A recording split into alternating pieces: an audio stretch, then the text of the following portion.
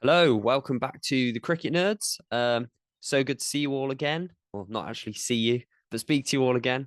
I'm joined with Benji today. James is off on his holidays, so he'll be back soon. Don't worry. And today we're going to be previewing the England and New Zealand Test match series, which is coming up. Before we get into it, thank you again for all the amazing support you're showing. It is really awesome for us because we weren't expecting all this support we've had. So keep it coming. It's great. And it just means that we can bring you more top quality content, which is what we're trying to bring you all. So let's get into it. England versus New Zealand. We'll start with the England squad. And Benj, what are your just initial thoughts about this England squad?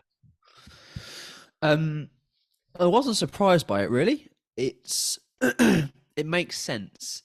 It seems like this squad, Stokes and Brendan McCullum have just picked the best 15 players by the looks of it, who are available.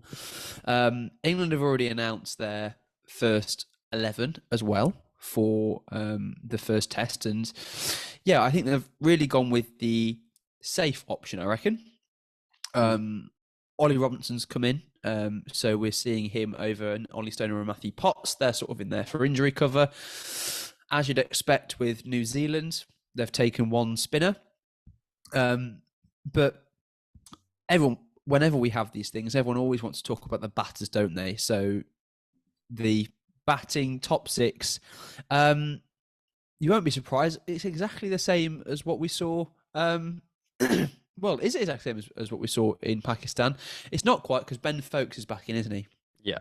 Ben So Foakes. it's the same top six that we saw with Crawley, Duckett, Pope, Root, Brooke, and Stokes. And I mean, it looks like that is England's best best top six that they have right now. Ben Duckett and Zach Crawley both impressed in Pakistan. Ollie Pope seems to have really nailed himself down in that number 3 spot. You can't leave out Joe Root. And then Harry Brooks, the next big thing with the injured Bairstow being out. So, yeah, no really surprises there. No real surprises there, I think.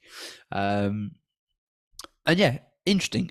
Good to see Ben Folkes, I think, back in at number 7 because I think he's a class keeper. I think he's best keeper in the world. And also, yeah, great with the bat. So, yeah, excited. I think Ben Stokes here has just picked his best 11, in Yeah. my opinion. And I think we need Ben Folkes back in terms of when you're in New Zealand with the ball hooping around. He's solid behind the stumps, and that's what you definitely need.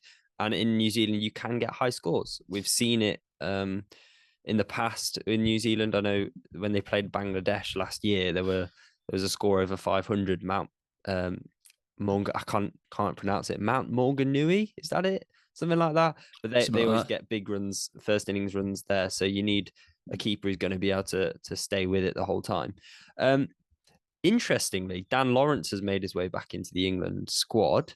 Yes. However, I don't see him getting a game, and I also don't see him getting back in the squad when Johnny Bairstow's fit, unless there's injury. So it's an interesting choice bringing Dan Lawrence back into the squad, given that he's probably not going to play a game. So I don't really know what England are doing with that. It's well, they need to pick 15 players, don't they? Mm.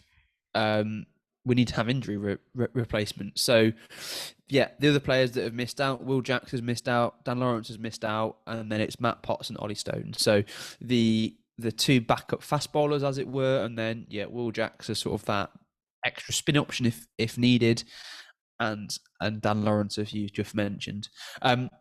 All four of those are great players, and equally deserve to be in the side. Yeah. I think it was against New Zealand last year in the home tour that we saw Matt Potts really perform really well, and replaced Ollie Robinson while he was out with injury. I think what's going to be interesting is seeing how England are going to rotate their seamers, though. One Definitely. thing that's really notable is that good old Brody and Jimmy Anderson are back in the side, and are both making a start in the first test. So Yeah, this is a stark contrast to this time last year where they were both left out of the Yeah, squad they to were the dropped, weren't Caribbean. they? I think potentially them being left out of the squad in the Caribbean, I don't know what you think about this, but it's probably extended their career by a few years. Yeah, Uh, definitely. I think it gave them the fire they needed, really. And part of it is the fact that Ben Stokes and Brendan McCullum have created this atmosphere where they just love playing Test cricket.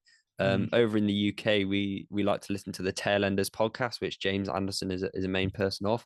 And you can just, from when he's talking about being in and around the England squad, it's like he's saying it's like he's playing as a youngster again. He's got this enthusiasm back, and I think that atmosphere they've created is really awesome.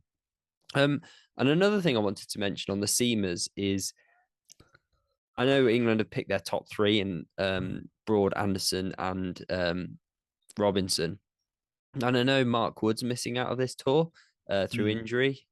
So obviously it would be nice to see him back. But they have got Ollie Stone there as part of the squad.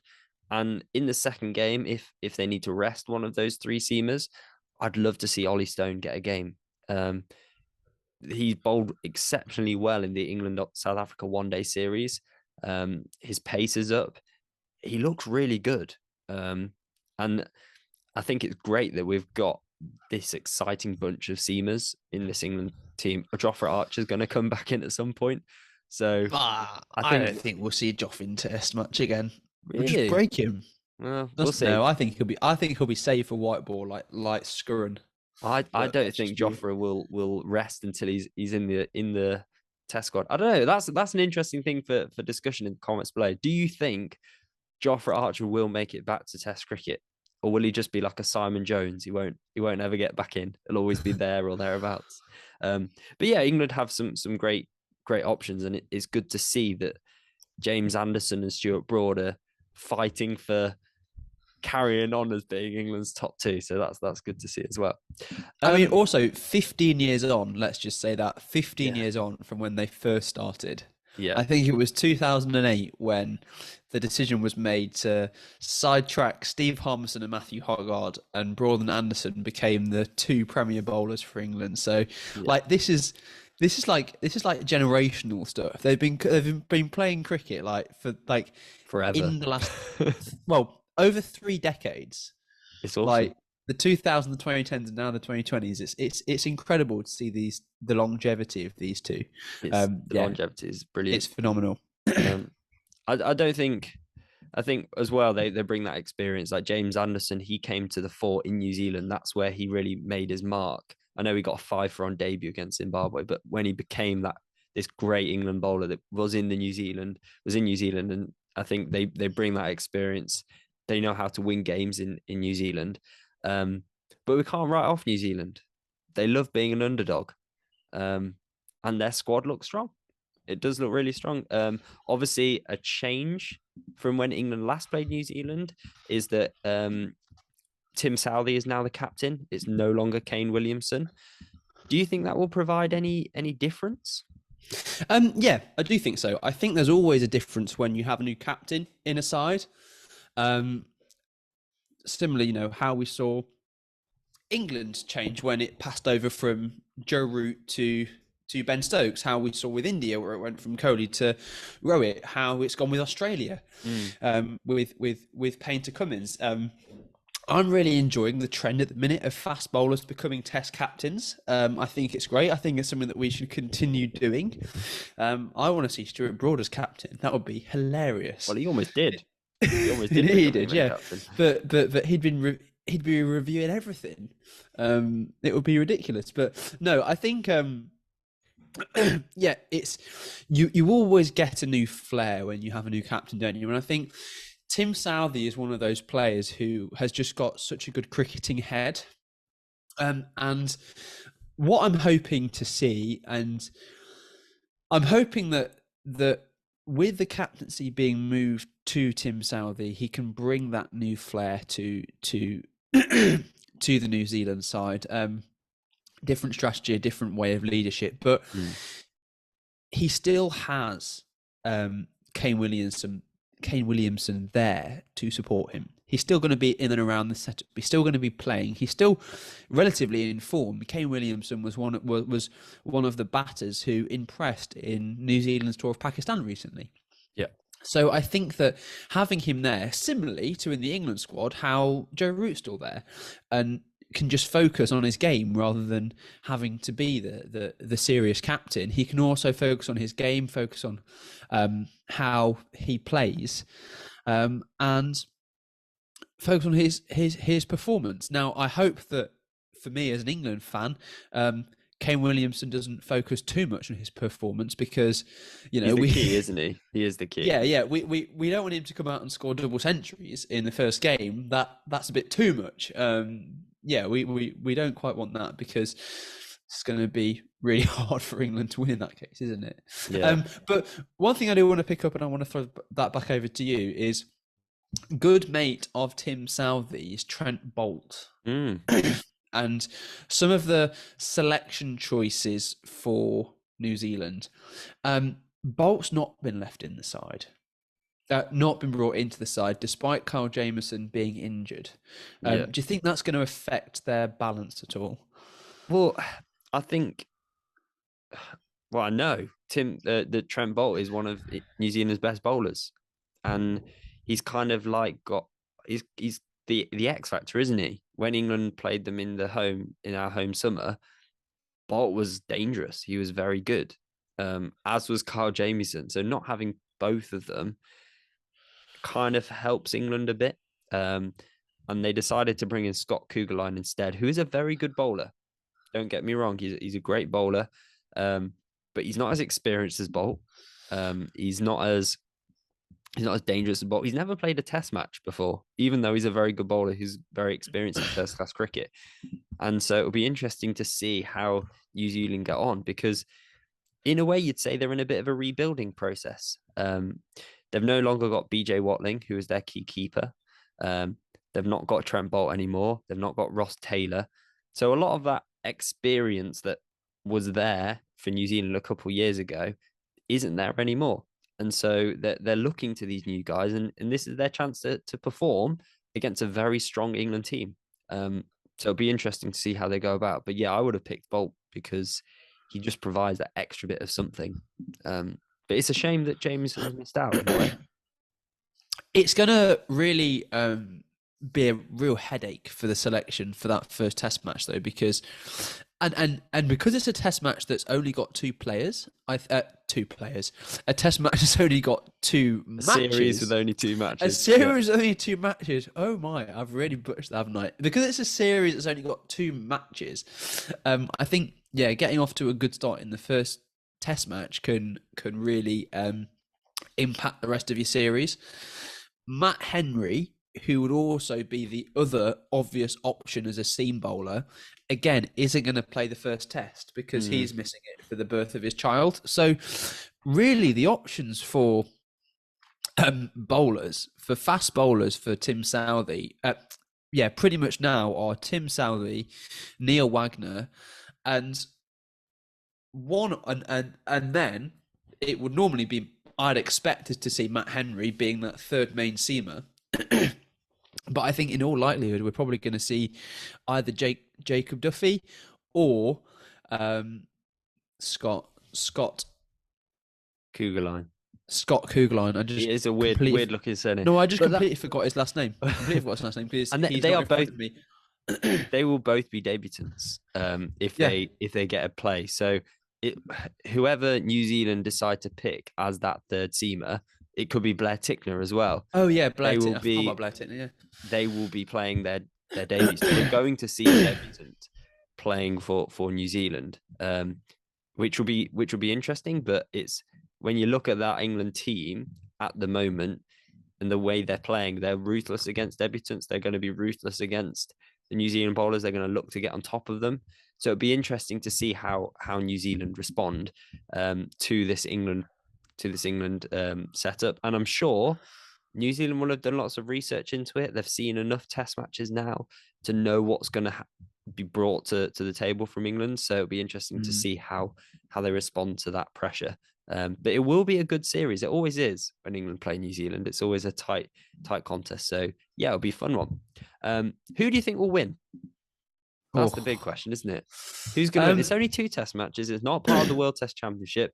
Stakes are low, but it's for that pride, well, isn't it? I don't know if it is because there's a picture from ESPN Cricket Info that has World Test Championship 2021-2023 at the bottom when with England's playing 11. So we're getting so many mixed messages whether Let us it's know, part please. of the World Test Championship or not. We can't find a reliable source anywhere.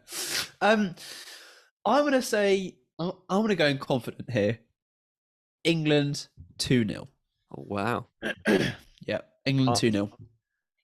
I reckon there's going to be 1-0 England. I think there's going to be a draw. Oh, is there going to be a draw with BAZBALL? Is that Not with possible? basketball. That's the thing. Maybe either Basketball. 2-0 or 1-1, but who knows? I reckon it could be a draw if New Zealand bat last and they have to save a test match. That could definitely be the case. They've got a very good batting. They've got I know that they're kind of going through this transition play period, but they've got some very experienced players. So yeah, it could be an interesting one, but I reckon England have the upper hand. They've got the stronger looking team, and the informed team as well. England have done really well in tests over the last year. New Zealand haven't. They've had a pretty poor year. So yeah. Do you want to know what's interesting about this too? Is and why I think it's a key series for England is because England only have 3 more Test matches till the Ashes. Ooh, So it's that's key that exciting. we Yeah. get in now. Yeah, there's this 2 match series, one match against Ireland, Mm, and then it's the Ashes in the summer. So yeah. key time for England to really hit the ground running and yeah, perform well overseas. Yeah.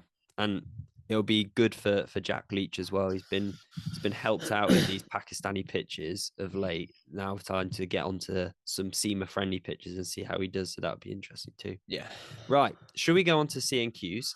let's do it. Because since we've had our growth as a channel, we're getting lots of CNQs, and obviously we want to address all of them, and sometimes it's not possible.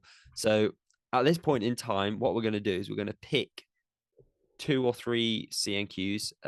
So keep leaving them, and then we'll pick some to answer in videos. And like in our last video where we did a whole video dedicated to your CNQs, as a sort of catch up, we might do that every now and again. Yeah. So keep leaving them in the comments below, and you may get answered in our videos. So the first one is from John Smith, who says, do you think in the World Test Championship there should be different point systems to be assigned for home and away series? Because you want to see the teams in finals who are good in foreign conditions as they are good at home. Ooh. Hmm, interesting. I Thoughts? I just think the whole World Test Champion. I'll be honest, I don't understand the World Test Championship point system. Hmm, It's all weird, and I don't get it because yeah, it's this weird system where you've got like win percentage. I think that's what it goes yeah, off the back of. points And percentage. if you Yeah. play more tests, you have to win more games. I don't understand it myself. So if we confuse it even more and add in different points for home and away, worrying. I think, let's be honest, the team that performs best over test matches, the 2 teams that perform the best, home and away, they're going to be the teams that make it to the World Test Championship final. That's how it's going to work. The fact that the World Test Championship has a final, it's almost, I don't know, I've never really got hyped about the World Test Championship just because it just seems just such a little throwaway thing, like to have that in there. I'm not sure how the New Zealand and Indian teams felt when it was what 2 years ago now. I think it was the last Yeah. World Test. Did New Zealand win it? Yeah, I'm New pretty sure Zealand they beat won India in it. the final at Lords. But I think with the World Test Championship, it's one of those tournaments where, like with all tournaments, really, it gets exciting toward the end to see who could actually make the final. And then once you've Yeah, got your finalists, yeah, it's nice they have a little final together. But Test cricket is different.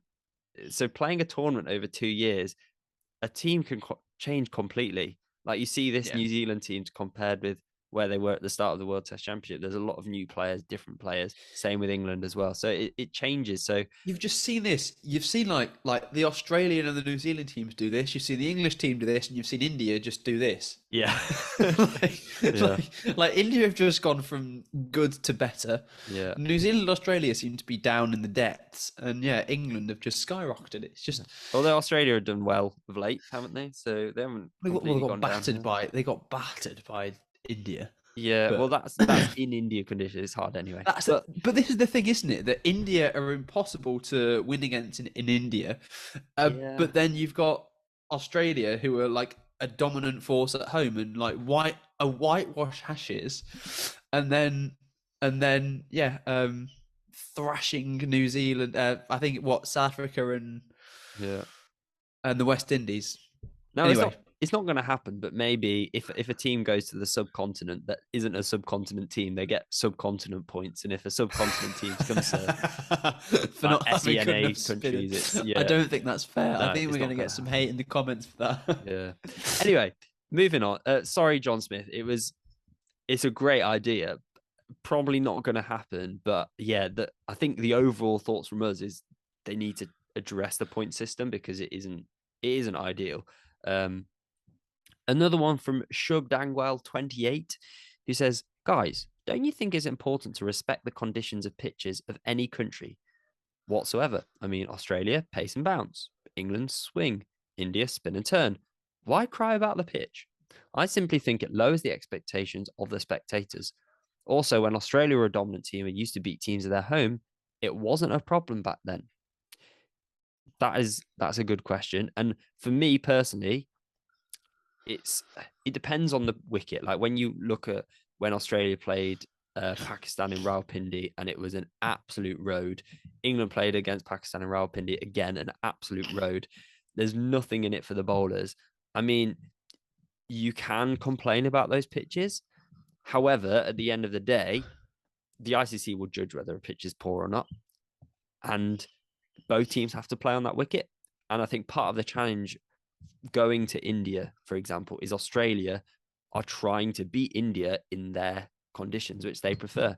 And I don't think we'll really hear much complaining from the Australian team necessarily. I think it will be more just the media. It's just the media, isn't it? The media likes to overplay it, just don't they? Matthew Hayden crying. Yeah. Yeah.